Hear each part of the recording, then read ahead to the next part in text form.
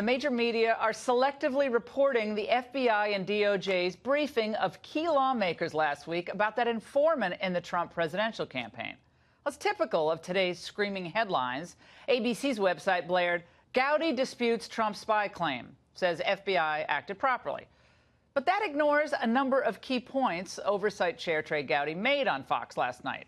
The first was that the DOJ made clear that the president was not and is not a target of the Russia investigation, despite the Democrats' constant disinformation on that point.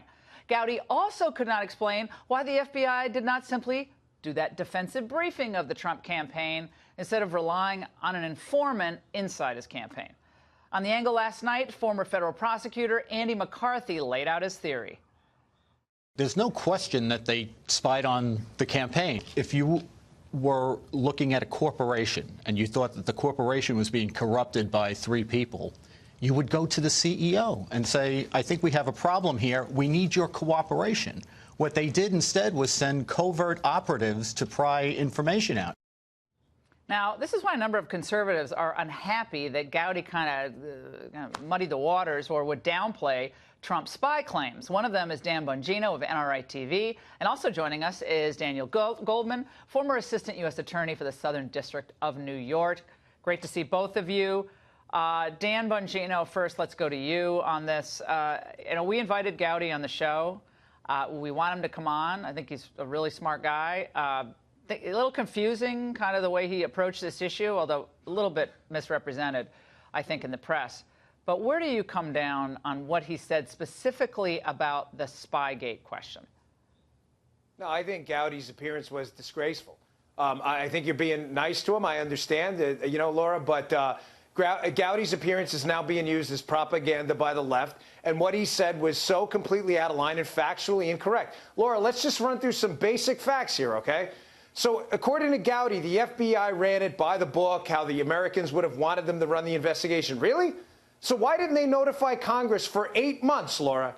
8 months about the investigation when prior procedure was to notify Congress quarterly on sensitive investigations. Another question for you. If they ran it by the book, how is it that 2 suspicious, potentially felony leaks of information happened in both October and January to the New York Times and Washington Post? Is that an example, Mr. Gowdy, of a finely tuned investigation run like the Americans would have wanted, by the way, hidden from Congress? Seriously, give me a break. He did nothing but feed the leftist propaganda machine yesterday, and he should go back and clarify those outrageous, absurd remarks. Well, I think he's obsessing over the definition of spy within the intelligence community versus an informant in an ongoing investigation, which I think is beyond the point. Daniel Goldman, I want to play for you a soundbite from Jason CHAFFETZ earlier. Let's watch. Jeff Sessions as the Attorney General is there in name only. He's absolutely worthless. The sooner the president names a new Attorney General, the better.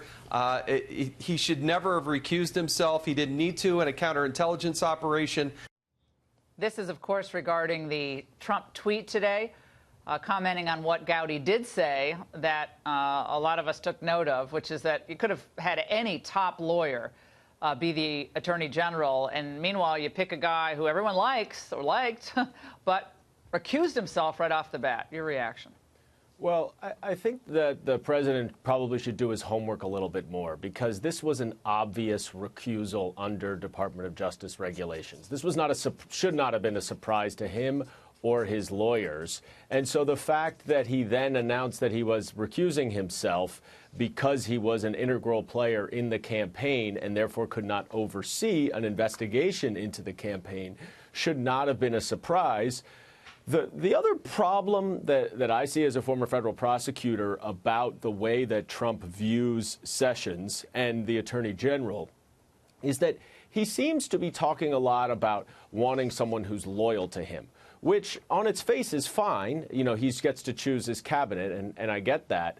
But what he's really indicating and implying in making that statement is that he wants someone loyal to him at the top of the Justice Department who will squash an investigation into either him or his campaign, associates, children, or whatever you have of it. Well, wait a second. Dan, let me just say this. Was Eric Holder perceived to be loyal to Barack Obama? Because I think you could go through a number of scenarios where you could argue that Eric Holder went above and beyond what the left is now saying Trump should, have the relationship with Sessions.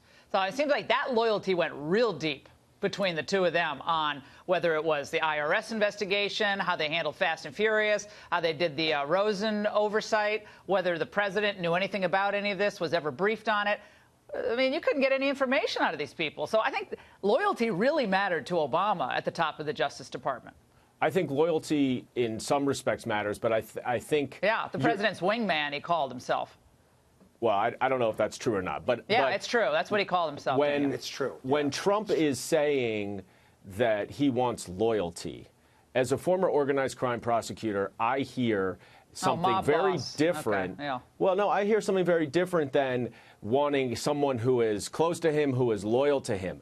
The critical difference that I think you have to acknowledge, both of you, is that Barack Obama was not under investigation by the Department of Justice. So whether you like it or not, Dan, he is under investigation. So you have to recognize that there needs to be some division between that investigation into the president and the Department of Justice. Yeah, well, he also is the chief executive officer of the executive branch of the government, and as chief executive officer, if he wanted to, constitutionally, Dan Bongino, he can fire anyone he wants. Now, whether it's politically appropriate, I think Daniel Goldman is right. It wouldn't be politically appropriate to do that. That would send everyone into a frenzy. But if he decided he wanted to get rid of Comey, he can get rid of Comey. If he decided he wants to get rid of Rosenstein, who was a disaster from the beginning, I would argue you should get rid of Rosenstein. I mean, you get rid of Sessions if you want to. So what you're saying, though, is that he's sorry. What you're saying, though, is he's completely above the law, and that he can fire anybody for corrupt practices. Dan, you're just making stuff up now, and I wish you would stop doing that. You said before that you want the president. He's looking for someone to quash these investigations.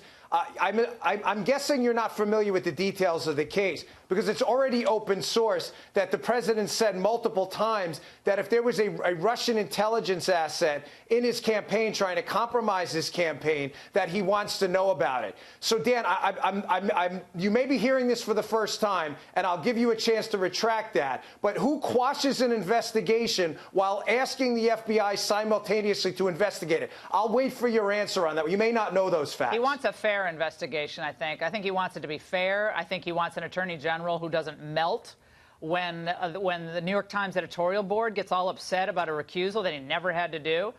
So I think that's probably what he wants. I think that's what most presidents want. Dan, go ahead. I mean, look, he had to do it under Department of Justice regulations. No, he didn't. No, he didn't. Why did you don't think that he was an integral part of the campaign?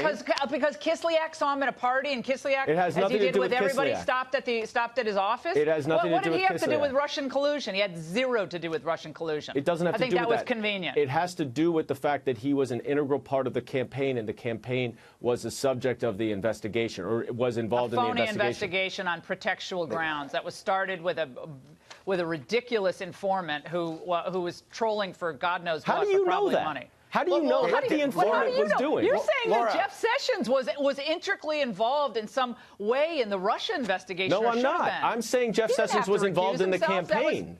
That was a prudential decision that he made, and I would say it was not. I have the regs here. I don't think it was required at all. All right, read the regs. They're very clear. How many of the Obama people ever recused themselves? Rarely, if ever. Because Obama was never investigated. Well, I'm not here to defend Obama versus Trump. I'm just saying to you that if there is a confidential informant that has information about wrongdoing in the campaign, I do think this is important. All right, guys, we'll have you back. Fantastic segment.